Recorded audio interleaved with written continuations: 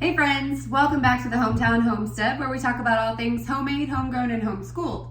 It is Friday, so Friday here means pizza day, and I am going to show you how to make my kids' favorite pizza crust along with my husband's. And if you hear any loud screaming in the background, that's to be expected around here with all 5 kids going haywire upstairs. So the first thing to do to get started with this pizza crust is to measure out your flour and get it going in the mixer. Now, right now it's about 2:30, and so we're gonna have this pizza around 6:30. Now, if you want to do this faster and you don't have a 4-hour window, there are some modifications that you can make to do it in a different time schedule. I'm just showing you what I'm doing right now to prep it for this evening. So about a 4-hour window is what it's gonna take to rise naturally. So that's what we're gonna go with for this exact recipe, but I'll give you some details on how to speed it up or slow it down depending on what your day looks like in just a bit. The first thing going into the mixer is 2.5 cups of flour, or about 300 grams. Now I am using a mix of bread flour and all-purpose, but I've made this with just all-purpose too, so don't really worry too much about that. Just use whatever you have on hand. The next thing we're gonna add in is 1 cup of sourdough discard, or about 227 grams. Now, I actually fed my starter last night and come downstairs and it had completely overflowed its jar because it is very active, and I left it like this for this beautiful video just to show you guys what it looks like. Now this morning, we had pancakes, so we took a good amount out of it, and I actually gave some to a friend to get started. So this is a little bit lower, of course, but let me show you what this looks like. Oh my gosh, how beautiful is that? So I'm gonna put 227 grams in here. If you're familiar with how to use a digital scale, this is obviously easy to do. I just have a tiny little kitchen scale here. I put my bowl on top and then I tared it out to 0. So now that that's zeroed, I'm gonna pour until I get to approximately 227 grams.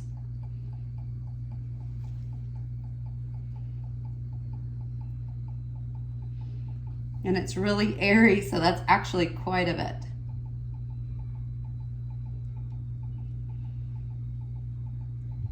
Oop. All right, my magical stopping point here is 239, so I'm gonna take a little bit back off the top. Mom, is the pizza ready? Pizza's not ready, babe. Hold on. They're getting anxious up there. So we're back to 223. Now I can hear my kettle getting hot over on the stove, so I'm gonna stop for just a minute and grab that because I'm gonna need to add water to this. And you actually need to add lukewarm water, but our water here in the city is chlorinated, and I like to use a clean water. So I filter it through my Berkey, which you can see back there behind me, and then heat it up on the stove so it's not too cold to shock what I have going. So I need to turn that off, so hold on just a minute.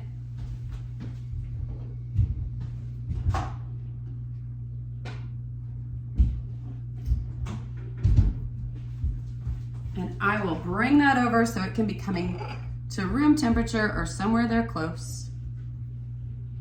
Lid back on the starter. And I need to get the dough off my hands really fast.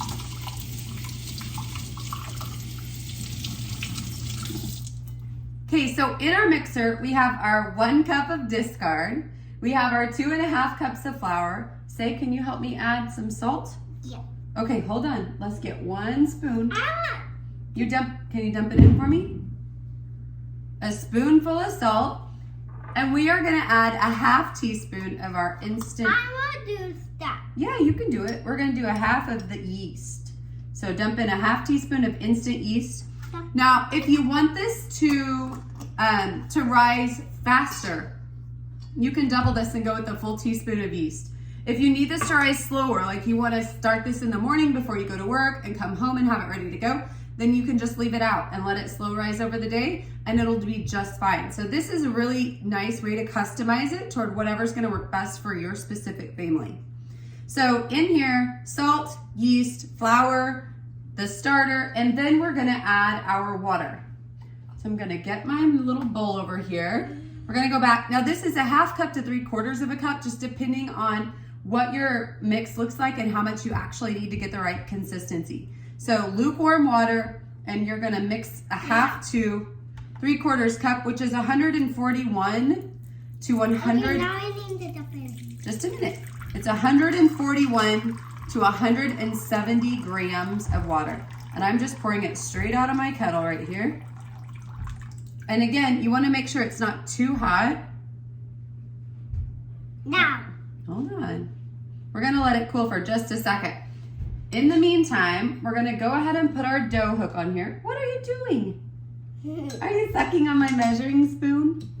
Yeah. Good thing we're done with that. Okay. I want to do it. Now listen, can you lock it? Now this is definitely not a commercial for the KitchenAid mixer, but this is a late 70s edition, as in 1970s, that is still going strong on my countertop today. It was my mother-in-law, so it's actually older than I am, and it is still functioning. So when this puppy no longer is working, I'll upgrade to a new one. It's not a puppy? What is it? It's a mixer? Yeah. Okay, well let's call it a mixer then, to make Say happy. Okay, so Sailor, you want me to show you how to turn it on? Yeah. All right. Go ahead and turn it on. Pull this knob right here. Can you pull it forward just a little bit? You don't want to go too fast or flour will go all over you. Okay, so while that's starting to mix up, I'm gonna go ahead and slowly add in the water. And then we're gonna let this mix for 7 minutes until it comes clean and fully scrapes all the sides of the bowl. So while this is mixing up in the mixer, we're gonna go ahead and start on our dishes. We'll bring you back a little bit later when this is ready to put in a bowl. And this puppy is cleaning this up good. It is cleaning it up good. Okay, we're coming up on the end of our 7 minutes of kneading here. One thing I did forget and go ahead and add in the meantime was I like to add some Italian seasoning to my mix, or to my dough. Get your finger out of your nose. We can't talk with you making your finger in your nose. One thing I did forget to add earlier was Italian seasoning, and this is completely optional, but I like to add a little to the... I want to do that. Sailor, you need to be quiet or you can't be here. It's already done, okay? Hey friends, we're back at... Okay, our 7 minutes are up. You want to go ahead and turn it off, Say? Push it back toward the wall. And we are ready to move on to the next step. But I did forget to mention earlier that it's up to you if you want to add seasoning to your dough or not. But I did add the Italian seasoning blend here. Mom, do we have to get this out? Yeah, we're going to get it out. So I did add an Italian blend, and it really helps just to flavor How will we get it off? I'll show you if you just wait. It really helps to flavor the crust. So I'm gonna bring the camera down a little closer so you can see what we're gonna do next. Okay, the next step is to go ahead and get the dough transferred over to a lightly greased bowl so it can go ahead and double in size. I want to do it. You wanna do it all, don't you, girl? So I just added a little olive oil to my bowl here. Fine, I will put that in there. You need to be a little patient with mommy, okay? I think this would make you a sticky mess. Then we'll wash my hands. Okay, here, you hold the bowl and let's dump it in. Can you dump? We're gonna go ahead and get this guy out of here in the easiest way possible. I will do that. Oh, hold it, shake it. I think you're about to get it. Shake it. Oh, you did it. Good job, girl. Okay, so we are gonna let this set just in a bowl. Now this is another place where you can speed up or slow down the process if you want. So if you have an oven that has a proofing setting, you can throw it in there. If you have a dehydrator that has a proofing setting, that's an option for you as well. If you want it to slow rise, just go ahead and set it out on your counter, making sure to leave it in kind of a warm place. I am gonna go ahead and take a washcloth and just get it wet and put it on top. So I want to get it wet. You want to? Yeah. So the dough doesn't dry out while it's going through its proofing process. I'm going to get this wet today. You get to get it wet. Yeah. And then we're gonna go ahead and set it over on our stove because it's nice and warm in here today. And then once it's time to come back. It's cold outside. It is cold outside. Once it's So time. we'll do it in here. So yeah, we always cook inside, don't we? Yeah. Once it's time to come back and put it on the pan, we'll bring you back and show you just what we do next. Okay, we've changed out our helper for a couple of different little hands today. And I'm gonna send Can over to get the dough out of the oven. I did go ahead and put it on my proof cycle just to keep it nice and warm in my oven. And it actually just turns the light bulb on basically, so it's not hot at all, but he's gonna bring it over and we're gonna go ahead and throw it out on our pizza pan. So to get the pan ready, I actually am using a baking stone. You can use any pizza pan you'd like. I'm just gonna throw it out here, put some oil down. Yep. Are you gonna do it? All right, go ahead. Hold on just a second, bud. Bring it over here. Bring your bowl over. All right. And he's gonna just go ahead and we're gonna flop it out. So just loosen it from the bowl all the way around.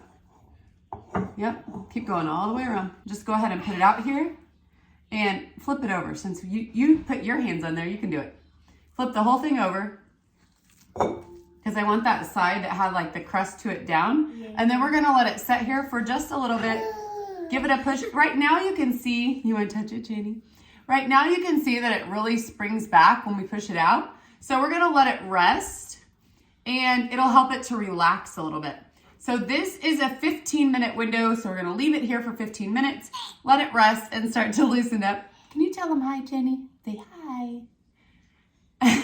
And once it's rested, then we'll come back and reshape it a little bit more before we sauce it and put it in the oven. So, our 15-minute timer is up, so now our dough is a little more relaxed. So what it's time to do, are you telling them to?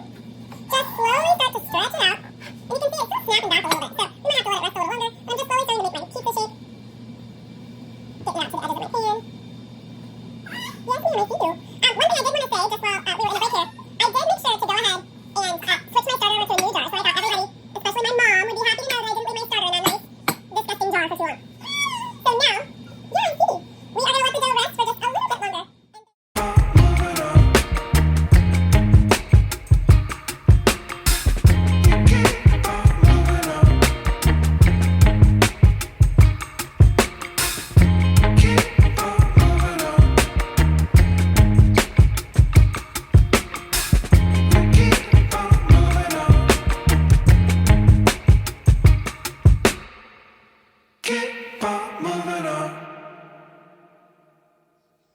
okay, so we've let it set a little while longer to relax a little more. Pressed it out right to the edges of the pan, and I will actually hold it up so you can see.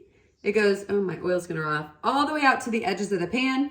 And now before we bake it off, we're gonna put some pizza sauce on top, which I have a home canned sauce here. So we're just gonna put some pizza sauce down here and then get it spread out nice and thin. And then we're gonna bake it off for 10 minutes. Now, if you were doing, making this crust into 2, which is doable, then you would have a thinner crust. And at that point, with a thinner crust and smaller pizza, you could bake it off for 5 minutes if you want. But we are going to bake off this one large pizza for 10 minutes, have it nice and ready for our toppings. And once we get this all sauced and in the oven, 10 minutes goes by, we'll bring you back and let you see where we're at right before we get it topped. Okay, so the first 10 minutes is past. The pizza's ready to come out of the oven. My husband is home, so chaos has ensued. So you're going to have to bear with a little volume, perhaps. I'm gonna grab the pizza out of the oven and I'll bring it back over here so we can top it. So I'll be right back.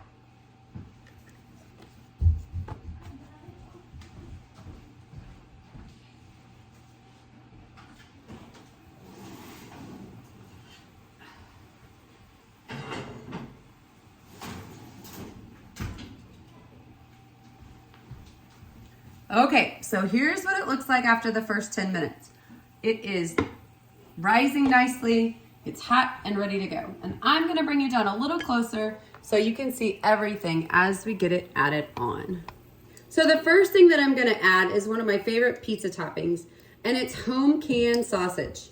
Now, before I canned this up, not long ago, I had no idea how much I would love having this available. But it is awesome for pizza toppings. And I just throw nice little cold chunks. This one I opened for a pizza not long ago. So straight out of the refrigerator, cold, but it's already cooked because it's been canned. So you can just toss it right out there on your pizza. And some nice big chunks Then I have some pepperonis, banana peppers. And so half of this pizza is gonna get some banana peppers. The other half is just gonna get some chopped bell peppers that I had out of my garden. So these are just frozen straight out of the freezer, going on this half of the pizza.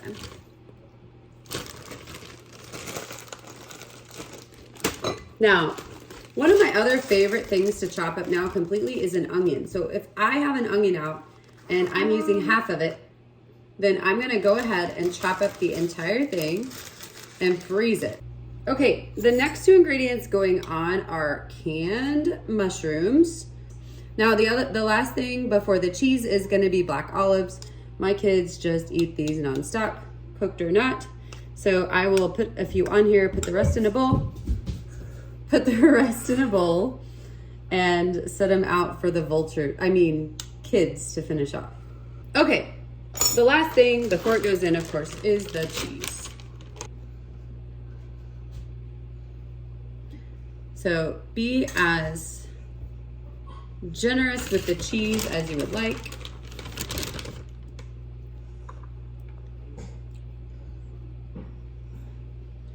And then we're gonna pop it right back into our 450-degree oven for about 5 minutes, and then I'm gonna look at it.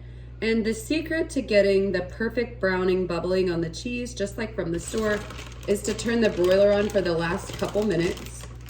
So I'm gonna go 5 minutes, take a look at it, and then put it under a low broiler for about 2 to 3 more. So keep your eyes on those last couple minutes, because they are the biggest difference between a perfectly brown bubbly crust or not. Okay, our timer is up, so we're gonna grab the pizza out and take a look.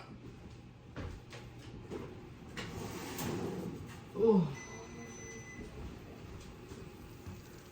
Delicious, beautiful pizza.